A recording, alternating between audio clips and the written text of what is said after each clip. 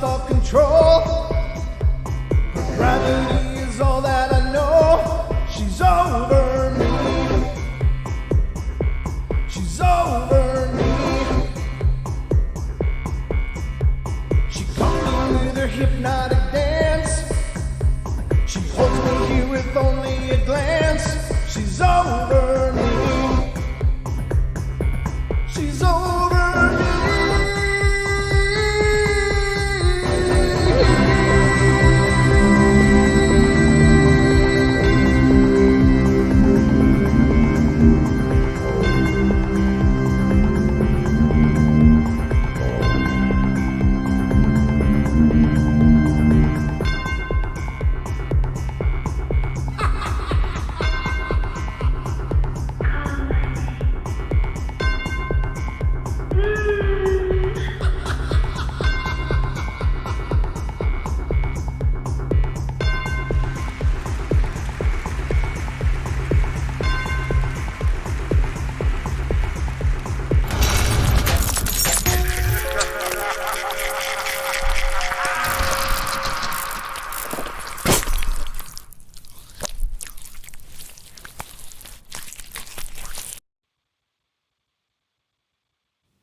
Ladies and gentlemen, let's try that again. Take two. Ladies and gentlemen, welcome to the Paranormal Portal. I'm your host, Brent Thomas, and these are the Night Terrors.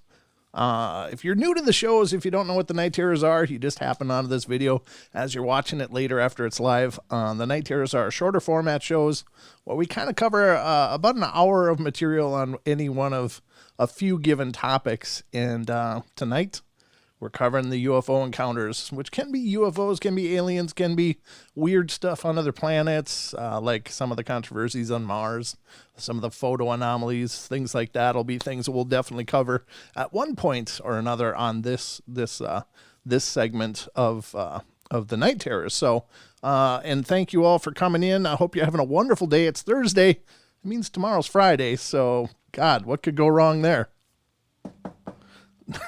Come in. No, just knocking on wood just in case, because I don't want to jinx anything. But, excuse me. Hope you guys are doing great. Got a good show lined up for you guys tonight. And we are just, let's see. I've just got everything all nailed down. I think I got the phones connected. The phones are available tonight if you want to call in and be a part of the discussion. If you've got some UFO or alien or extraterrestrial encounters of your own, definitely let me know. And you can do that by dialing 720-923-0500. Again, 720-923-0500 is the number. If you want to call in and be a part of the show, you sure can be. I will do my best to answer it in a timely fashion. And then don't forget at the tail end of the show, folks, we're going to do the trail cam terrors. Got a pretty decent one tonight. Kind of curious, and I'm interested to hear you guys' take on it. So we got to get into all of this tonight. So let's see. I think that's everything on the front end. So all I can say is I hope you're ready, because it's time for bed.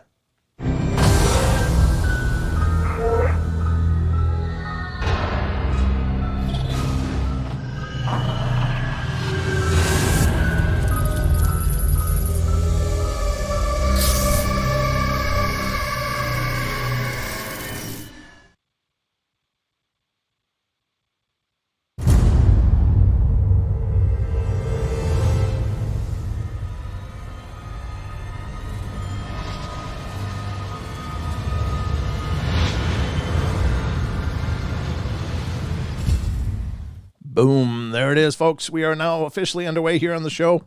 All the laundry list at the front end is done. we got a call already. All right, so I guess we might as well just get to this call right away. Then we got some articles to go through, and then don't forget the trail cam terrors. So let's get to this call and see what's going on. This is area code 210. You are on the air. Hello? Hey. Hey, how's it going, Brent? This is Greg from San Antonio, aka Truth Hip Hop in the chat room. Oh, hey, how you doing, brother? Good to hear from you. What's going on tonight? You got a UFO I'm encounter doing good, of your own? man. How you doing? I'm doing good, man. You got a UFO encounter for us? I would say something very similar to that. Okay. Something that I have no idea what I have seen ever in my life that I saw yesterday. Ooh. My brother brought it up in the chat room yesterday, DJ Big Red. That's right. So basically, I was out in Moore, Texas yesterday, doing some lawn work and off of Bigfoot Road, and we were out taking pictures because we were just curious because we have gotten pictures of before, like just recently. Uh-huh.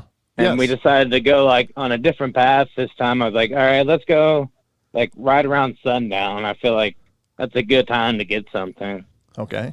So we're going out, and we closed like one of the main gates heading out towards there. Uh-huh. And we decided to go out on the right to a different path and just take some random pictures.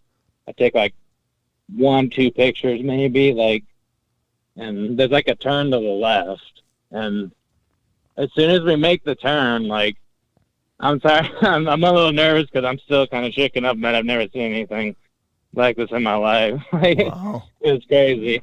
Okay.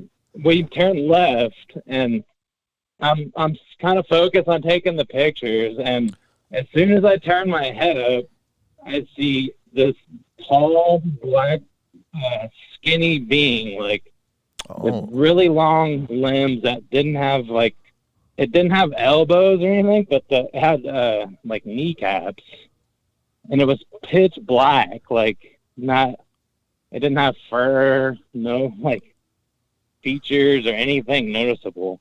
Wow. And my mom saw this too, like at the same exact time. I was driving in the car with her right next to me, like, and we both froze up and saw this, like, and it literally, like, I'm not even joking, it looked like it teleported to the right, like, almost 10 feet over.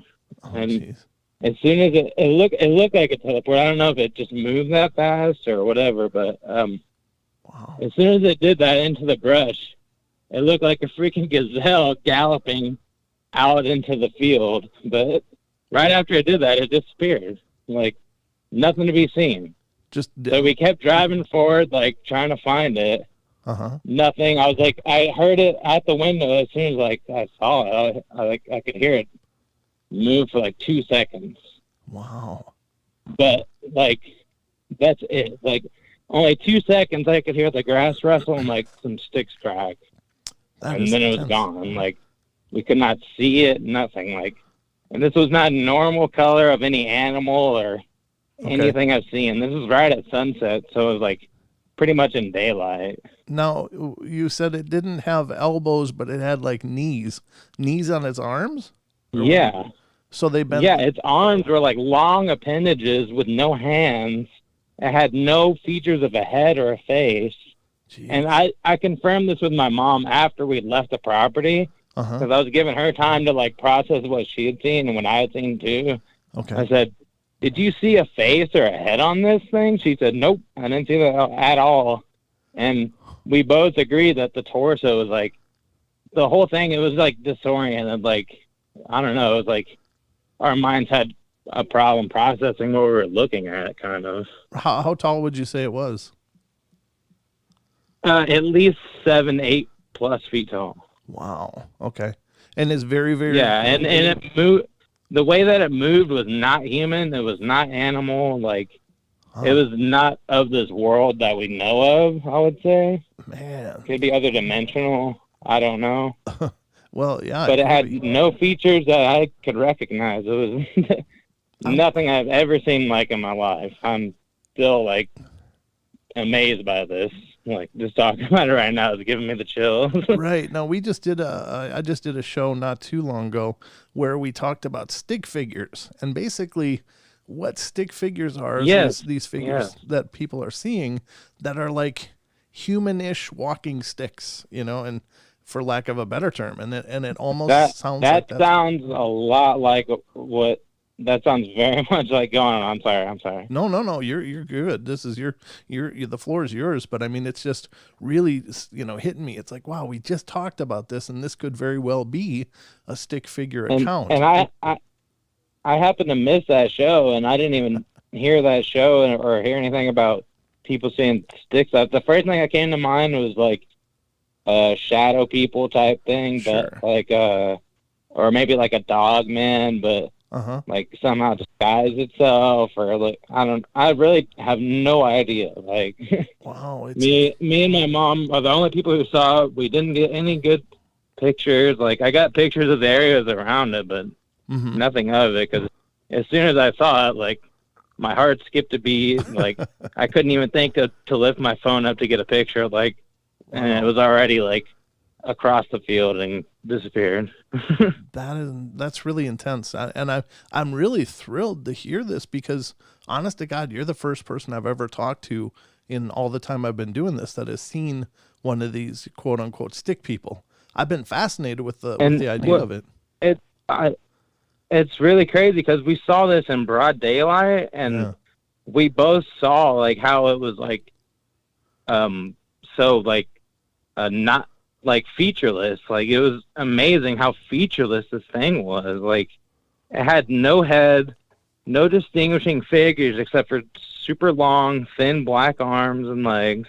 Okay. The legs bent to where it could gallop, but the torso was like not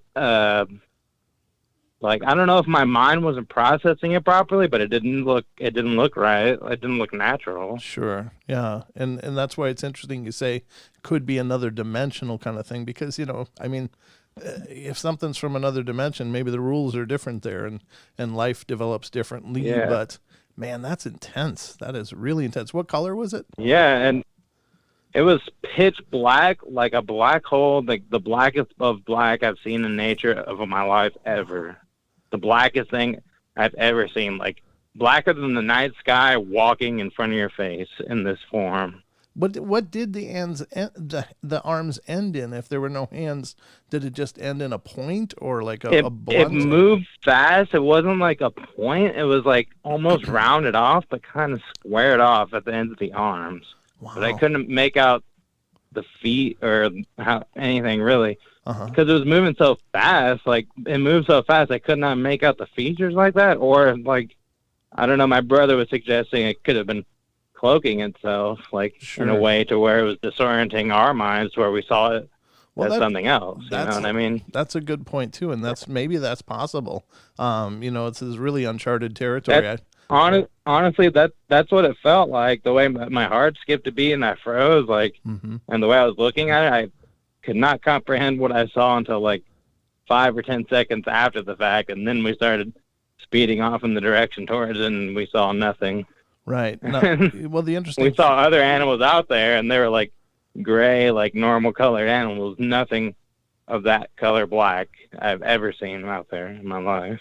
Now, you said when it was, or any animal, when it was running away, it was kind of like bounding like a gazelle. Is that what it looked like? At first, when it ran away, how I can describe it is like teleporting of a video game character that's moving super fast, and you see like it's a apparition behind it, but it's still moving forward super fast, or teleportation. Wow. Like it moved across like 7 to 10 feet maybe. Okay. But like it moved so freaking fast, and as soon as it did that, it got on all fours and basically just crouched and pounced as high as it could, like, or as far as it could, and like disappeared. It was into the brush and gone, like literally. That's incredible. That really is really powerful, man. You got something cooking down there. I don't know what's going on in your Oh my God, my mom is freaked out and wants to sell that place and get out of there ASAP now. After a few pictures we've gotten recently, and the stuff DJ Big Red called in about, and all that stuff. I mean, we've had a couple of other things. I've gotten another picture recently, which is pretty weird. It's like a face in the brush next to a cactus patch. It looks kind of like a weird gray face that's scowling that has like something over its shoulders. That's another story. Wow. But that is really intense, man. Yeah. I don't know. Just be careful. Definitely don't go out there. Go ahead. Yeah. I mean, I'm definitely careful when I'm out there, but I mean, when we went up to it and when we got close, it seemed definitely more scared of us than we were of it. Like it ran for its life. Yeah, you know, they say like wolves act like they're afraid of you too, until they lure you closer to the rest of the pack, and then they yeah, kill you. exactly. And then we started driving closer towards the area, and we saw a couple of like gray deer, completely different color, like, and not jumping at all like this animal. Yeah, they were running from that area that the thing ran towards. Yeah. So we're like, okay, we're turning around and we're getting out of here. That is intense. It's just incredible. I'm just thrilled that you called in to tell me about this, because, man, this is the kind of stuff that, you know, I find absolutely fascinating. And I am super glad that my mom or somebody else was there with me to see that it was not an animal, not a person. Yeah. Or anything like that whatsoever. Like, this was not normal. Was this the first thing your mom ever witnessed firsthand? Yeah, firsthand. Oh, yeah, okay. I made it a point, like, for us to wait till sundown just to, like, check out the area because of what my brother and our friend had gotten on picture. Yes, yeah, that picture's like, incredible. Yeah, we're still looking at that picture, freaked out, finding Yeah, different stuff on it, but yeah, I don't see more than one figure there, but it does look like there's one there with that eye shine and stuff. So, man, that's pretty powerful. I don't know. Apparently, a couple people that we showed you see more than one thing there, but I see one thing there, like probably like you see. Yeah, well, you know, and it's anybody's guess, but man, keep it coming. I'd love to hear more as you got, but definitely be careful, man. Don't go down, don't go messing around alone. Definitely make sure somebody's always with you. No. This is weird. Always, definitely. I will be definitely going out there more with friends and family, though, and being safe, though. Keep you updated if we find any more interesting stuff out there. I appreciate that, brother. That's just incredible, and thanks so much, man, for sharing that on the show. Yeah, man. Thank you for taking my call. I appreciate it. All right, take care, brother. And always love the show, man, and always love what you do, man, and we always appreciate you, man. Well, likewise, man. You guys make the show great, so thanks a bunch. Thank you, man. All right, good night. You have a good one. I appreciate it. Okay, see you. Very cool. That is really powerful stuff, man. Wow, that's a stick man. I'm pretty sure that what they saw was a stick man, and that just blows my mind. We actually got another call, so let's get to that. And this is from area code 980. You're on the air. Hey, this is Wendy from North Carolina. Hi. I have seen that same stick Ooh. preacher thing that guy was talking about. Oh my gosh. I was seriously. Yeah, I even drew a picture of it and wrote all about it. This was some years ago. I told everybody at work. You know, nobody believed me, but I remember I was laying in bed, and I get, you know, sometimes I hear like buzzing. And depending on what kind of buzzing it is, I know that I'm going to either see or I always get paralyzed, but the buzzing is different for different, I guess, energies or something. Okay. And the buzzing was different than other buzzing I've heard before. This was my first time ever seeing it. And this is the same house where when I first initially started seeing shadow people. Oh, wow. But anyway, so I was paralyzed. I could not move, but this was the first time that I was ever able to just kind of like open up my eyes when I got paralyzed. And I saw this thing. It was so tall. It had a big round head, no hair, no ears. It was pitch black. Its eyes, where its eyes and I guess its nose or mouth would be, they were just like, it was black, like a regular black, not as unnaturally black as the rest of it. I mean, I could see, from what I can remember, I think I could see like kind of the walls through its eyes and where its mouth or maybe nose would be. Okay. I mean, this was some years ago, but I definitely, and it had a big round head. You know how Jack Skellington Oh, sure. looked on okay, well, it looked just like that minus the collar. It had a big round head on a stick neck, and its arms were long, and it reached out for me. It did something it reached towards my chest. Now, mind you, my head could not move, but my eyes were open. And I could move my eyes. And the whole room seemed weird. It was like everything was real jerky.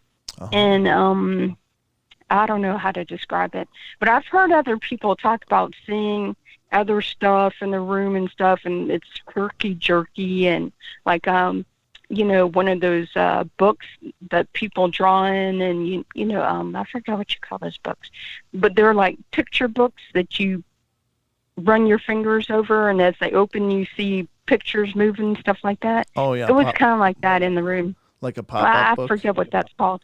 Those pop-up books? What's that called? Is it the pop-up books where you fold things out and things come up? No. I remember those, but no. Just like if you're just if you have your finger on a book and it's just like, you know, the pages are swirling past, and each picture has a picture, and it's just kind of like not stop motion, but like each page is a picture frame. The flip book, and it creates kind of like a cartoon. Yeah, flip book, exactly. Okay. Well, that's exactly what it looked like in the room.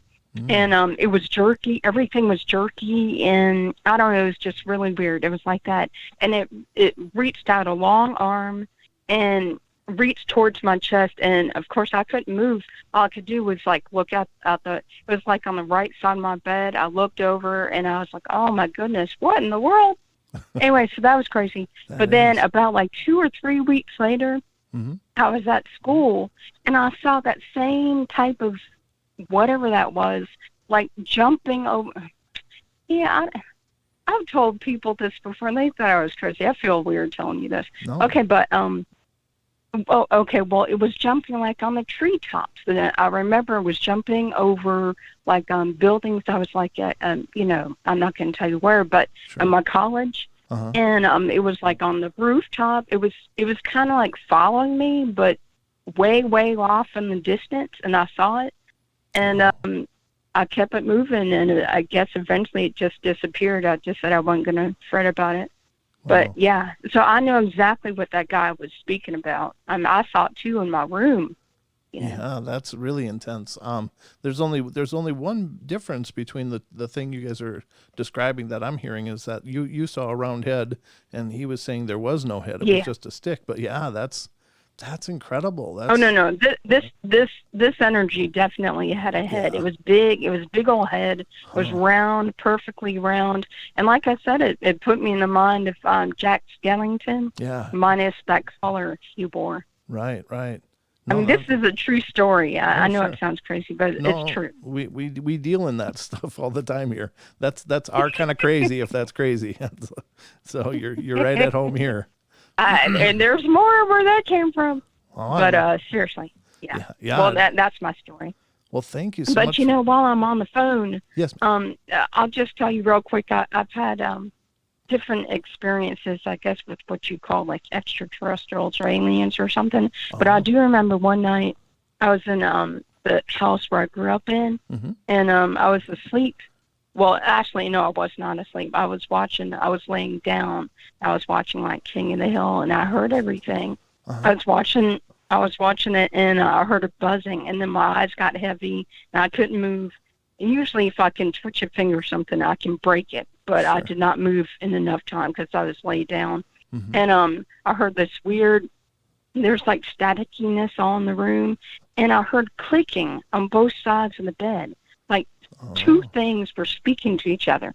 And then a few years later, I heard that people say that you know, and it sounded like dolphins clicking. And I heard somebody say something about some kind of aliens they heard, and it sounded like dolphins clicking. I was like, what in the world? That's the same thing I heard too. But anyway, so that's it. That's really well. wild. Thank you for listening. I appreciate it. Well, thank you for sharing. I love hearing from you guys and hearing what you guys have experienced firsthand. So that's amazing, and I'd love to hear more. If you want to call in and share more, I'd love to hear it. Okay. Yeah. So anytime. Yeah. If you got any questions for me, yeah, that's cool too. Yeah. You know what? While you're on the phone, I know you got more show to do. Can I just ask? Have you ever heard of something banging on the side of a house and there's no no dents in the side, but the whole house shakes. Yeah, I've heard it in both in Bigfoot encounters or cryptid encounters, and I've heard it in spiritual encounters. Both. This would probably be more spiritual. Okay. Yeah, a lot of times, depending on if it's a real intense, powerful energy, a lot of people have felt like earthquakes and heard the loud rapping on the side of their house. Yeah. So that's really not uncommon. It's not really common because most of the encounters people have with spirits are real benign or just not so intense. But there are some encounters that people have had where they felt their house like it sounded like something crashed into it, and then there's nothing wrong. Yes. They've felt the earthquake stuff, or just knocking and tapping and rapping on the house. That's real common in spiritual stories. Have you done any stories on that I can look up? Ooh, Any shows? I know I have, but I couldn't even begin to tell you where, because we had 930 shows now.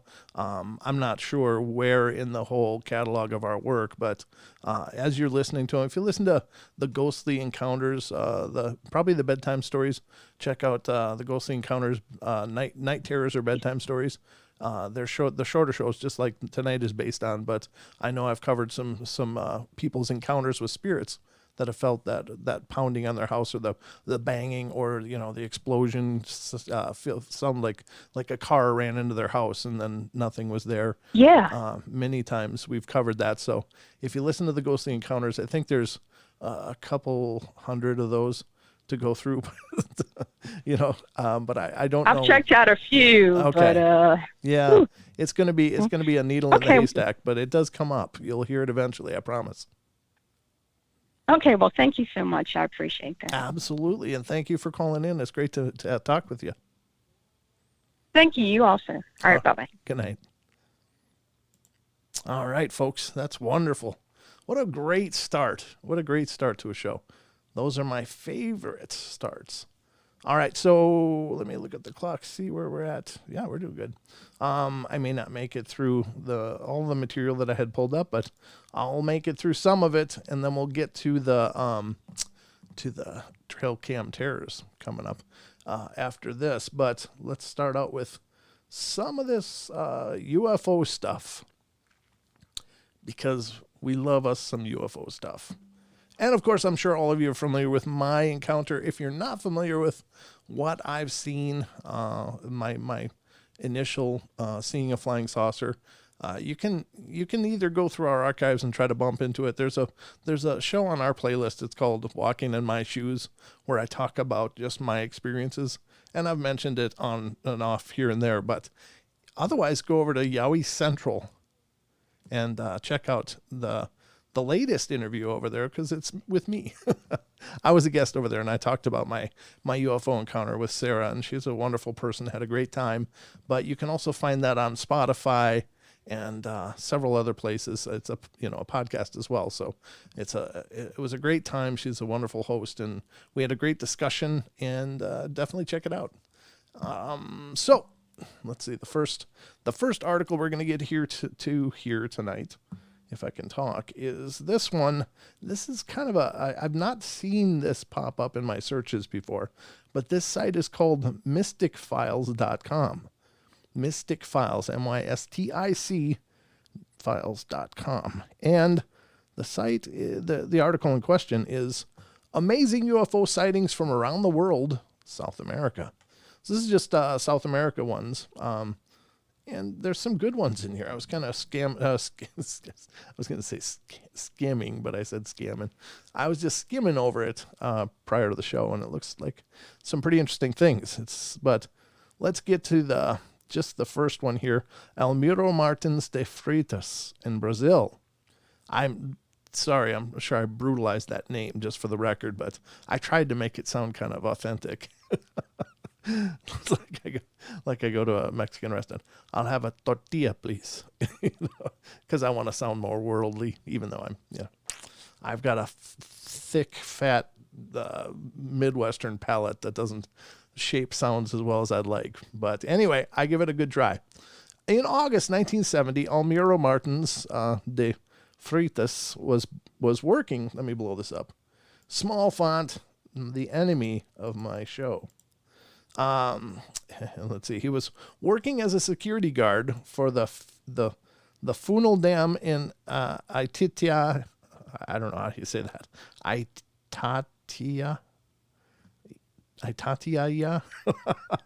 How would you guys say this? Look at that word. It's got like Aitatia. Brazil. Patrolling the area, he encountered a hump-shaped object with a row of flashing red and orange lights sitting on top of a small hill. As he approached the object, it began to make a terrible noise, so loud that it scared the bejesus out of him. Scared, his first instinct was to draw his revolver and take a shot. Jeez. That's his first reason. That's his first instinct, is to start lobbing bullets at it. Why not? At the strange object, invoking a defensive response, a bright red flash blinded the gun-toting security guard, and he felt a simultaneous wave of intense heat. This apparently rendered him immobile. A colleague found him frozen to the spot, waving his gun in the air and shouting, "Don't look at the light." By this point, however, the object had disappeared, leaving no trace. He was taken to a nearby hospital where he was submitted to a battery of physical and psychological tests, all of which confirmed he was fine. Both the paralysis and loss of sight he suffered were attributed to shock. Well, it could be because of the red light, maybe, but they're only going to say it's shock. Well, I guess he was shocked when that red light hit him. This is the Valle de Elqui crash. This is in Chile. Chile's Valle de Elqui is Elqui, I don't know, is a hotbed of paranormal activity. Not only is this remote valley a UFO hotspot, it's also the location of a Roswell-type UFO crash and government cover-up. See, it's not just here, folks. They're doing this stuff everywhere. Early in the evening on October 7th, 1998, residents of Pajuano, a small village in Valle de Elqui, spotted a strange object hovering over a nearby hill. The object was described as being metallic, elongated, and about 15 meters across. Its reflective surface and its position overlooking the village ensured that it was noticed by almost everybody in the vicinity. As the baffled villagers stared in amazement, the object began to increase its altitude and turned as if to leave. But something seems to have gone very wrong.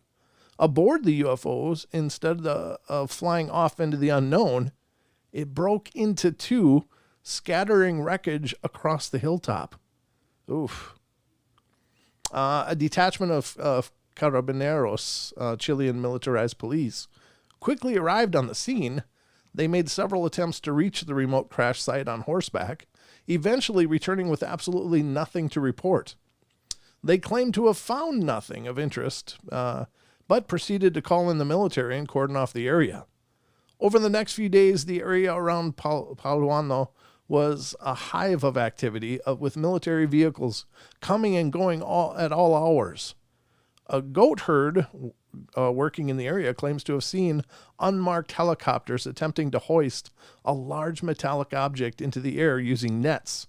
Later, large tire prints were seen leading out of the area, leading UFO researchers to conclude that something very heavy had been taken away by truck. Did the Chilean government retrieve the crashed UFO? Well, it certainly looks that way. And this is the Varginha, Brazil. Perhaps the most disturbing thing about UFO sightings from South America is the frequency with which they are accompanied by reports of strange creatures in the same area. In some cases, animals are also found dead in the vicinity of reported UFO sightings after suffering what is widely known as the chupacabra attack. Are chupacabra flying the UFOs? Are aliens visiting the Earth to drink the blood of our livestock? It's a chilling thought. While most of the creature attacks occur in rural areas, it would seem that even the city streets are not safe from this tale of the Varginha, Brazil demonstrates. On the night of Friday, 16th of January, 1996, a satellite picked up a large UFO heading towards the small industrial city of Varginha in central Brazil. The Brazilian Air Force are famous for taking the UFO phenomena very seriously, and in this case scrambled fighter jets to intercept the object. The local military was placed on high alert, anticipating the chaos that was about to erupt. A media blackout was enforced in Varginha, but that did not stop countless residents witnessing the strange lights in the city. Some had video cameras and recorded what appeared to be white object drifting through the streets. One resident said that one of the UFOs was as big as a minibus and almost transparent. Others described visibly solid objects passing right in front of their houses. But the disturbing thing about the Varginha story is that the drama did not stop with the UFOs. By the following morning, a new panic was beginning to grip the city. Residents had reported seeing strange creatures wandering the streets. The most prominent sighting was made by two young girls who ran home claiming to have seen the devil. They described a short demon-like creature with red eyes and had 3 horns on its head. They also said that it seemed to be in pain and smelled terribly of urine. Oh, that's not good. I guess that's it. Those aren't really horns, but they are 3 protrusions. Earlier that day, the police and fire departments had been called to the scene of another sighting where they apparently shot and captured a dwarf-like creature. What a welcome wagon, huh? The creature was seen being taken away in a sack. The military were called into Varginha to restore order and help in the hunt for the strange creatures. Late in the evening, they captured a second creature which appeared to be suffering from some kind of illness. It was taken to a local hospital where it was pronounced dead on arrival. According to one anonymous witness, an autopsy was performed on the body before it was removed to a nearby airbase. Claiming to have been present during the autopsy as a nurse, the witness stated that the body gave off an overpowering smell of ammonia. However, doctors working at the hospital refused to comment, saying only ask me again in 10 or 15 years' time. Sounds like a non-disclosure agreement to me. It's an incredible story, and to top it all off, one of the soldiers involved in the capture of the creatures died several weeks later of an unidentifiable bacterial infection. Coincidence? Perhaps not. Perhaps he contracted whatever illness the creatures themselves were suffering from, or perhaps the ammonia smell the creatures secreted was actually evidence of a chemical defense mechanism. That's a good point. I mean, yeah, how the hell do we know? They could just excrete stuff that makes you sick. You see that take place all over in nature. Look at those poison arrow frogs and stuff, right? So maybe these are something that secretes an oil that can kill you if you're not careful. Caracas, Carora, and San Carlos del Zulia, Venezuela. In 1954, a string of bizarre attacks took place across northern Venezuela. The assailants were hairy alien dwarves. they got the Ewoks here from Star Wars. So apparently they look like Star Wars, which is kind of adorable, really. In the early hours of November 28th, Gustavo Gonzalez, Jose Ponce were driving along a lonely road near the Venezuelan capital, Caracas, when they encountered a small glowing orb hovering in the middle of the road. Getting out of the car to investigate, which is never advisable, Gonzalez was pushed to the ground and set upon by a dwarf-like creature. Gonzalez pulled a knife and lashed out at the creature, but later said that it had simply bounced off the creature's skin without causing any harm. 3 more creatures arrived on the scene carrying rocks, and so Jose Ponce jumped out of the van to help in the fight, and at this, the 3 creatures fled into their glowing spaceship and flew away. As luck would have it, a doctor had witnessed the scuffle from a distance and rushed to the scene, treating Gonzalez's injuries. On December 10th in that same year, 2 hunters encountered the same 4 dwarf-like creatures and their hovering mini UFO near Carora, and one of the hunters struck an attacking dwarf with the barrel of his gun, but the gun simply snapped in 2. Wow, they're tough little guys. They headed straight for the nearest police station to report the incident, their skin scratched and bruised and their clothes ripped to shreds. The third incident took place 1 week later near the town of San Carlos del Zulia. Jesus Paz was urinating on the side of the road when he was set upon by the gang. He suffered serious lacerations as he lay bleeding in a pool of his own fluids and looked up to see the small UFO heading off into the night sky. I guess they told him. That's terrible, man. This is Inacio de Souza. In 1967, ranch worker Inacio de Souza spotted 3 beings apparently playing on the landing strip of a ranch near Pilar de Goiás. At first he thought they were children, but thought it odd that they were wearing skin-tight clothes. When a UFO arrived on the scene and hovered over the beings, he realized that they were not children at all. He fired his rifle at the trespassers, eliciting an equally violent response from the UFO. A green light knocked the ranch hand to the ground, allowing the aliens to board the ship and escape. The story doesn't end there. Over the next few days, Inacio de Souza experienced extreme nausea and headaches, and it became apparent that he had also suffered burns to his head and upper body, which were apparent as circles on his skin. The ranch owner took him to a doctor who determined that he was in the final stages of leukemia.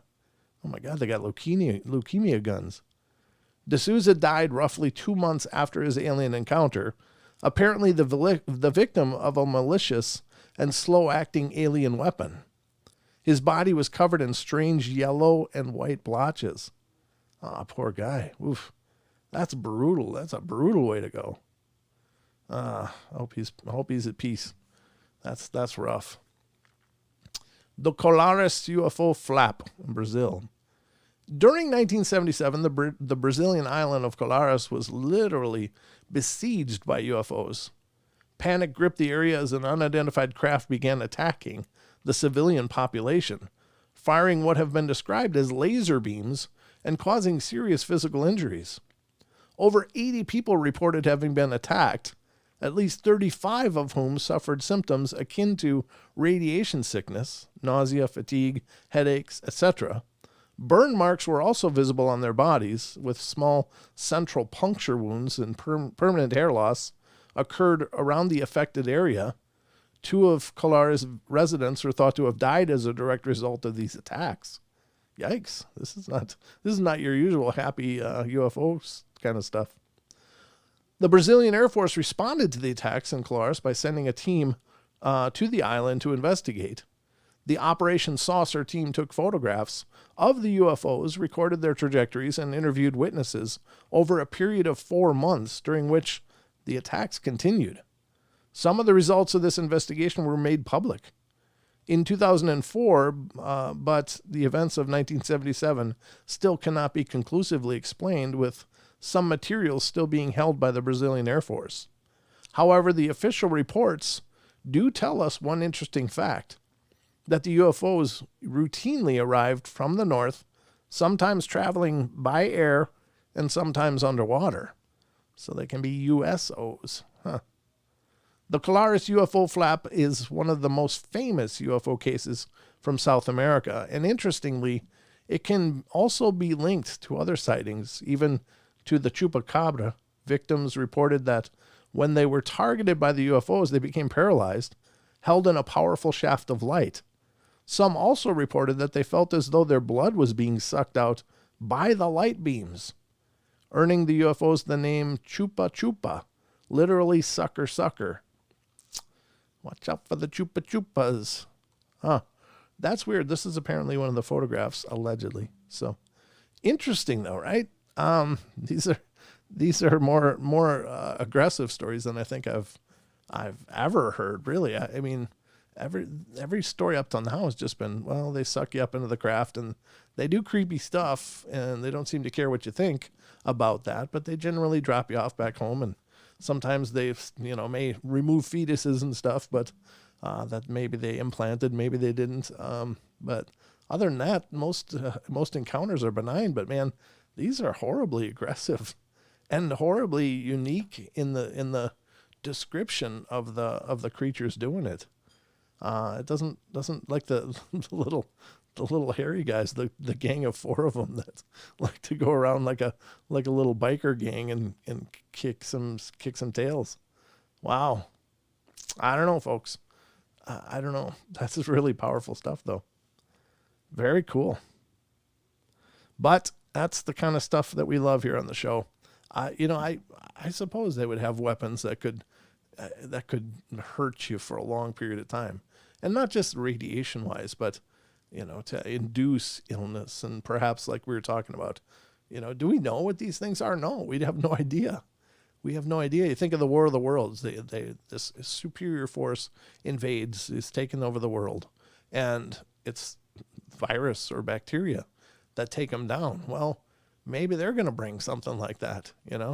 Maybe they could bring something like that. You'd think with their high intelligence that, they would make sure that wasn't going to be a problem for us, those of us down here. But you never know. I mean, if we start shooting them down, maybe they can't control what gets released into our environments. I think I really cringe at that, though. I really cringe at the, hey, welcome to our world, kapow, kapow. That's not good diplomacy, I don't think.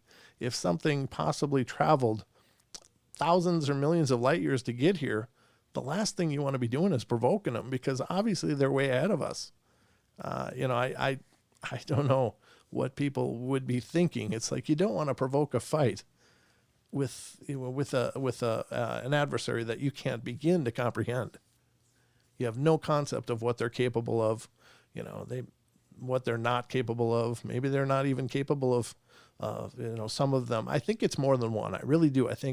I do subscribe to the idea that there's not just one race of aliens doing all this stuff. I think it's maybe many of them. I don't pretend to know, but I just think that there's probably lots of different races out there that are coming and going and doing what they're doing. Again, I kind of think the Earth could be like a 7-Eleven for all we know. It's like they just come by and grab a smoothie and head on out. You never know. Or we're like the Disneyland. They come here, bring the kids, and watch the weird locals and all the stuff we do. I imagine we could be a spectator sport, but it's just strange stuff. I don't know. You got to take it or leave it. You got to, draw your own conclusions. Again, the interesting part of those stories is that they are at least in some part corroborated by official narratives with, their military being involved in several of those cases. So this isn't just fabrications of, superstitious or wigged out simple people. These are militaries that are also intervening in. Sometimes I think we get this Western ideology in our head, like, well, yeah, but the other militaries are they're all kind of, silly anyway. Like they don't compare to ours, but they do. I mean, they do. They may not be nearly as well funded or have as much developed ways of technology and stuff, but they're still people like you and I. And, you have to assume that they would be reasonable and intelligent as well, and able to tell if something is, a bunch of crap or not. So these are professionals that are recording these things and recording these encounters with, apparently there's some kind of record of the effects of these beams and lights and stuff, because, the people were admitted to the hospital. So you think our new rover will find proof of life on Mars like the past fossils? I hope so. I don't think, like, for me, I don't think it's even a question that there was life on Mars. I just don't know if there is right now. But, I was talking, kind of referencing this before, Android, when we were talking about things we'll cover on the show. And one of the things I want to cover is some of the anomalies that have been picked up by the existing rovers, with what look like they could be insects flying by, on the camera mounts and stuff. They're catching these little nebulous objects that seem to be flying by, and perhaps figures on a hillside looking down and seeing these rovers too. There's several of those out there, and I think it's compelling Could there be? Maybe. Yeah, maybe there could be. Maybe it's kind of a subterranean life for them there that they don't really surface well, but there could be still life there. I don't know. It'd be exciting, to say the least. I'm pretty sure that, we're probably, by virtue of these crafts being sent, are probably introducing things to their their environment over there. I know they go to great lengths to keep things sterile and to make sure that, there's no contamination from or to these places. But, life finds a way, right? It's hard to know. But, yeah, I hope so. I hope so. I agree there was, but you can imagine the scientist's reaction if they find an animal bone. They'll say they only expect bacteria. Yeah, that's true. I mean, it's brilliant, but there's so many things over there when you look at those images, and granted, maybe it's just chance, but some of those rocks look like they were a machine. They would look like they were part of something, possibly statues, possibly a number of other things. Now, you can find naturally occurring rocks that look like pretty much anything too. Just go along any beach and you can find really misshapen, weird rocks that are natural. They weren't, man-made, but they look like they could be. So maybe it is possible, but it wouldn't surprise me at all if the question is when will we hear about it if they do? That's the other part of it. It's, the thing that I worry about Android is the fact that anytime this kind of stuff would come up, just like giants on the earth, like these stories and stories and stories of giants being found, bodies being found, burial sites being found, and then just hidden away. So if they did find bones and stuff on Mars, I think we wouldn't hear about it for quite some time anyway. I don't think they have an open door policy on the information they collect in any regard. But just my 2 cents. But you know what I do think? I think it's time for some trail cam terrors, folks. Are you with me? You want to see something terrifying? Well, let me show you.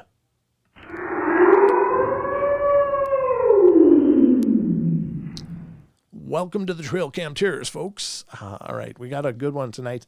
I kind of stuck with the theme of the show. Before we hadn't really done that. Oh, we actually got a call. Let's hold on to this and let me get to the call first. This is area code 778. You're on the air. Hello? Hello. How you doing? Am I on the air? You are, sir. You're on the air. How you doing? Oh, there's a 2-minute lag. Oh, yeah. 2-second lag. I'm sorry. Yeah, you'll probably want to turn down your speakers.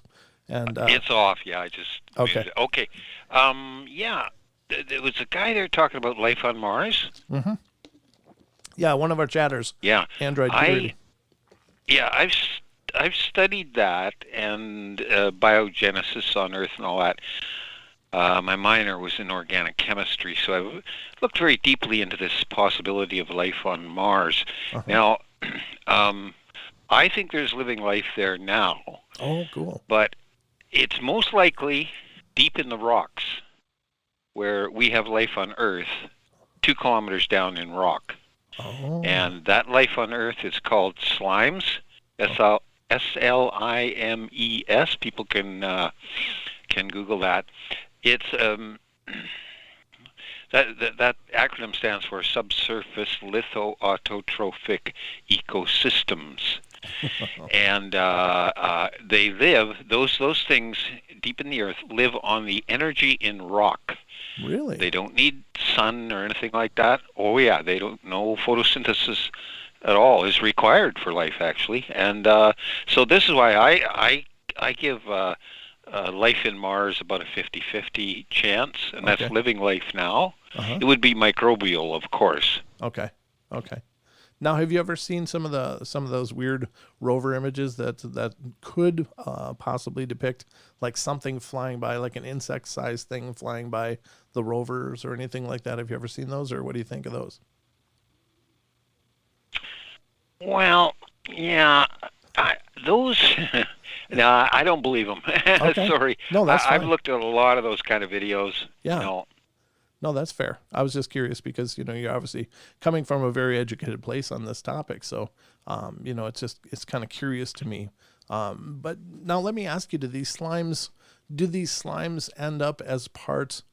Are they existing in and of themselves and just them, or are there other things? Because oftentimes when people are going deep in caverns and caves, they'll find these for instance, like a relative of the shrimp that's absolutely blind but living in pools in these subterranean caves and things that never get any sunlight, and you see these worms or nematodes or whatever that are it seems that life takes on a whole different pattern and arc in these dark places. So are these slimes a part of that, or are you suggesting they just exist in and of themselves and just persist in a kind of a vacuum of sorts?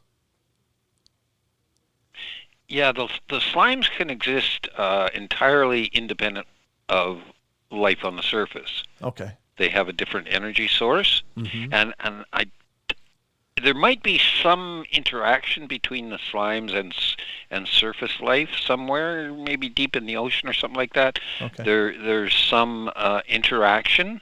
Okay. But when you get deeper into the rock, they're completely independent, and they're ecosystems, right? They're whole ecosystems Mm-hmm. of microbial things. Oh. And okay. yeah, So they do have an environment of their own, but it's just completely independent of any other biomes. Okay. yep, Very totally, yep.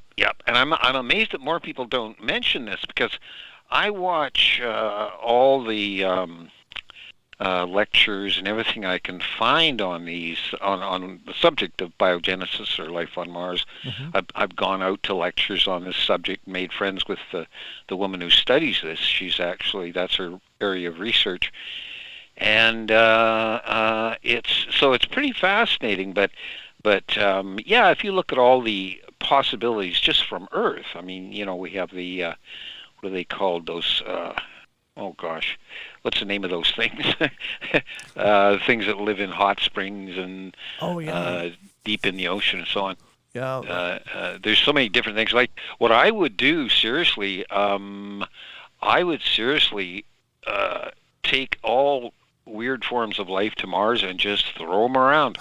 Let them build an ecosystem on their own. Sure. And that would terraform Mars. And I think someday we might do it that way. Mm-hmm. I mean, I think we should try to terraform Mars.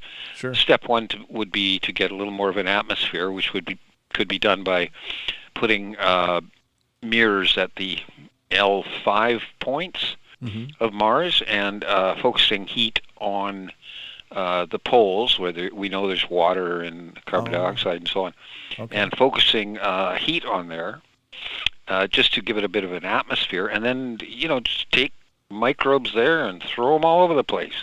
Let them find their own place, because I don't think we can actually engineer an ecosystem on Mars. We can't do it in detail. We have to allow the life Right. to make its own system. Okay. Right? We don't understand life that well Mm-hmm. as we think we do. But Okay. another point on that Yes. about understanding life. I had this idea that the aliens who come to Earth are biologists. They're not physicists, they're biologists, right? Because life is more complicated than physics. And so I figure that the aliens come here to study biology, and we are obsessed with their cars that they drive to work. And maybe that we're all obsessed with the UFO machines that are flying around, but those are just the cars they drive to work, man. They're here studying the biology, and maybe I'm kind of biocentric because I work as an environmental engineer. Oh, okay. And I study ecosystems, and I'm very interested in eco reserves. Uh-huh. And I think the Earth, it seems like it's a good hypothesis that the aliens are treating the Earth like a ecological reserve area, the same way we do when we go up into the Alpine area and we find a little lake there and we study it. We examine everything that lives there. We try to understand how the whole living system works. Uh-huh. And the living systems are really very complicated. They're very, very complicated. Sure. So Well, and that might explain why they have car trouble every once in a while then, and they crash their stuff. Oh, sure. And they don't know how to fix it. They're biologists. How they, I've known biologists. I know a lot of PhDs and people like that, and Sure. people who work in biology. And most of them, you ask them a question like, how many cylinders does your car have? Well, and they don't know. They don't know. It's, I don't know, 5 or 6, 7, I don't know. It's got all I have that. no idea about physics. And a lot of biologists, too, are very bad at math. Oh, nice. And whereas I've studied into what's called theoretical biology, which includes evolution theory and all that stuff. It's wild stuff. And I came up with a hypothesis, which I presented to a PhD I met. And he flattered me by considering my idea seriously. Wow. Yeah, so I was pretty impressed with that. Oh, good for you. That's excellent. That's what I do. And you're listening to my show. That's even more impressive. Well, I was on your show about 10 or 11 months ago. Uh-huh. And it was a good experience for me. And now I'm making a thing. It's an audio book. It's called My Paranormal Autobiography. Oh, very cool. Okay. That's the name of it. And Excellent. I've got the first episode up on my YouTube channel, and I started that just as a sound check, and then I got going. I did a 15-minute segment, and I'm working on doing all the other ones. I don't know how many segments there will be, but sure. What's your quite a few. What's your YouTube channel, if you don't mind sharing it? Pardon me? What's your YouTube channel, if you don't mind sharing? This is Jim. Jim. Yeah. Oh, Bim Jim. Bim Jim. BIMMJIM. Okay, Bim Jim. Yeah. Perfect. Yeah, because it'd be nice if people go over and check it out and see what you've been up to. Sure. Yeah. Yeah. Excellent. Yeah. Yeah. It's good talking to you. You as well, sir. It's great. Pardon me, sir? I said you as well. It's great to hear from you. Yeah. There's every time I talk to you, there's like a 1.5 second delay. Yeah. And it makes it difficult. Yeah, it does. It creates unique timing in discussions. But go ahead. What else did you want to mention? Well, before I told you a lot of my paranormal experiences about going through portals and all that, Mm-hmm. but what I didn't mention was how I got into this paranormal stuff. Yeah. And something interesting. I look for other experiencers who have similar experiences to my own. And in my experience, at the beginning of my paranormal experiences, they didn't start until I moved out of my parents' home, which I did. I was like 20 years old, and I finished my degree, and I moved out of my parents' home, and within months I was having these weird experiences, Mm-hmm. and they got more and more unscientific, I would say, or paranormal. They got more and more paranormal as the years went by, until when I was 27 years old, I had an experience which I could not deny. It was so pronounced, and it saved my life. I would have died, but there was a paranormal intervention which saved my life, and I couldn't deny it. I mean, it was right in front of me. And so at that time, you see, too, by 27 years old, I was a scientific atheist for sure, no doubt about it, and a very scientific guy, but I realized, no, there's other stuff going on in the universe, man. There's all kinds of weird stuff going on. And what happened that day when I was 27, I just went out for a dirt bike ride, and I went down to a new area that I'd never ridden in before. And I was riding along, and I started going faster and faster. And then all of a sudden, a voice yelled in my left ear, and very loud voice. I was startled by the loud voice and hammered the brakes immediately. Mm-hmm. I didn't even hear what the voice was saying. I hit the brakes real hard. And then I heard the voice, and it said, "Slow down, you blanking idiot." Yeah. And the odd thing was, it was my own voice yelling in my left ear, very clearly. Yeah. And I'll add here right now that never before or since have I ever heard a voice in my life. Never heard a voice before or since. But anyways, it said, "Slow down, you effing idiot." I hammered the brakes Yeah. and began to scrub off speed because I'd been doing like about 40 or 50 miles an hour or something like that.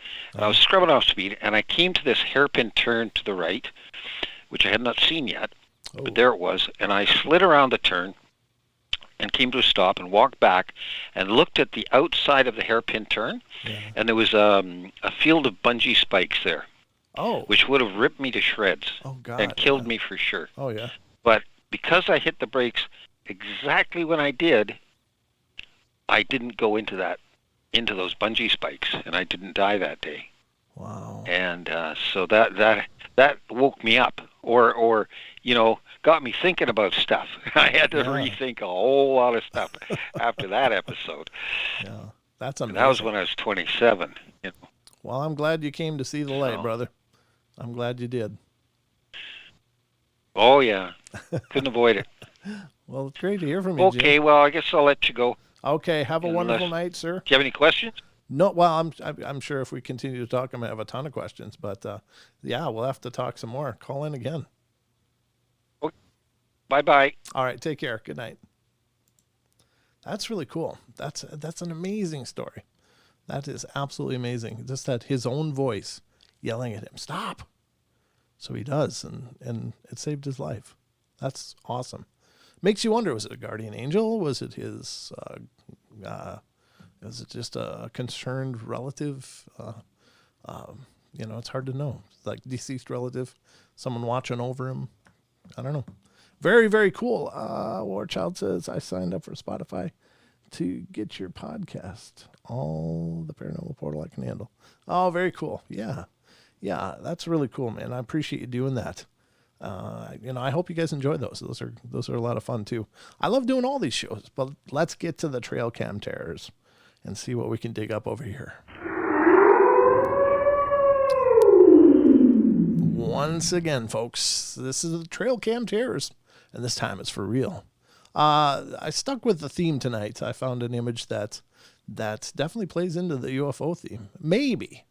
You can be the judge. It's an interesting shot that was captured on a trail camera, but this is in the dead of the woods. This is out in the middle of the woods. But when you see this image, you got to ask yourself, where'd that come from?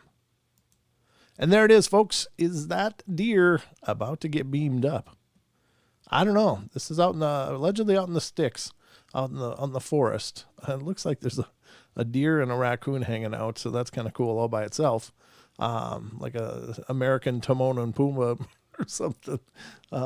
It's our problem-free philosophy. But where's this light coming from? That's the weird part, and that's the oddity of this image. And let me get the narrative of it. It says, since the mid-20th century, humans the world over have been reporting encounters with visitors, with many claiming to have been abducted by extraterrestrial beings and subjected to embarrassing, oftentimes cruel experiments. Alien abductions have apparently become so widespread that many supposed abductees have set up support groups for themselves and their fellow victims of intergalactic kidnapping to discuss their experience. If this picture is any indication, aliens aren't just interested in examining us humans. Apparently, they're pretty intrigued by our animals, too, which makes sense because our animals are adorable. I didn't write this, folks. I'm just reading it, just for the record.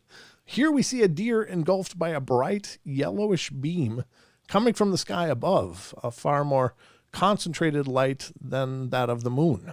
UFologists claim this image depicts an alien abduction in action, and it's pretty difficult to argue with them. So this is from 2010, looks like July, August, September 18th, 2010. So, yeah, I don't know. Could it be? I guess it could be. It is a very directed light. I mean, that's the curious thing. It's not just a light that's illuminating the whole forest. It's a beam of light, and I find that very interesting. Now, could it just be some twig that got hung up on the housing of the trail camera and is being illuminated by the IR? Sure, it could be. It could be just something like that. Now, a little 411 on photography. if you're ever shooting through like a fence, like you got a fence in front of you and you want to shoot a picture, without the fence in it, what they recommend you do is you put your camera the lens right up to the fence, as close as you can get it, because the closer solid objects are to the lens, the more translucent and washed out they are in the image. It's just the way lensing works. And so you can take pictures as if you're on the other side of the fence, but you can do it by shooting through the fence if you get your lens right up and close to it. So is that what's happening here? And it may be. So this may be a little pine needle or something that got hung up on the trail cam.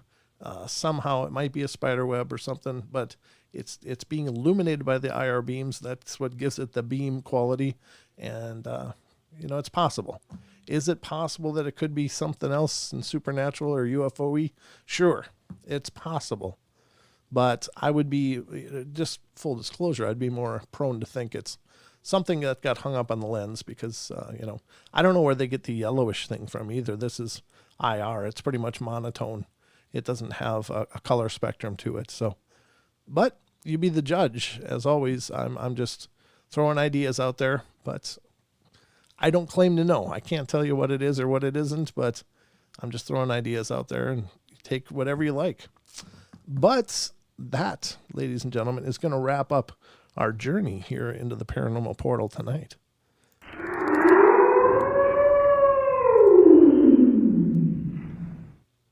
So I hope you've enjoyed this romp into the unknown, the strange, the unusual, the supernatural, the paranormal. This is the portal. And I will be back tomorrow night for the 2-hour show. And again, it's just going to be me as far as I know. So if anybody wants to call in, like Jim, again, if you want to call in tomorrow night and talk some more, we can do that. That is all on the table. But I just hope you all know, I love y'all. I love y'all very much. Love, love, love, love, love. First of all. Second of all, be good, be kind, be nice. Take care of each other. Help each other out. Find the magic in every day and remember to laugh as much as you can. I'll be back tomorrow night, 7 p.m. Pacific Standard Time, right here on YouTube. If you're new to the show, get subscribed. Become part of our family. Hit the bell after you subscribe, and you'll be notified every time I go live if it's working, which I can't be held accountable for. Sometimes it works. Sometimes it doesn't, but sometimes notifications go out really late for some reason, but you just got a better shot of being notified if you actually ring the bell. So otherwise, just remember 7 p.m. Pacific Standard Time, Wednesday through Sunday nights here on YouTube. There's a live stream happening. So I hope you guys will join me for all of them that you can. And I hope you'll watch the ones on demand whenever you get an opportunity. But at any rate, that's what I got for you guys. I hope you have a wonderful Friday. I'll be back tomorrow night, Friday, 7 p.m. Pacific Standard Time right here on YouTube. Hope you'll join me. Check out the podcast. It's available everywhere the podcasts are available. Pandora, Spotify, iHeartRadio, iTunes, Stitcher, Google Play, CastBox, and more. So check it out. We'd really appreciate your support there. And if you like the podcast, if you have the ability to on the platform you're watching, leave us a good review. It means a lot. It helps us out a ton. And hopefully more people will check it out and spread the word about the portal. We need more and more people to know what we're doing here because we want this to grow. Much love, Paranormal Portal. Thanks again for the t-shirt. Oh, yeah, Aussie. Aussie got his t-shirt. Good night, Mom. Love you, Mom. And yeah, congratulations, Aussie, on your shirt. I hope everybody's got their shirts, that won a shirt.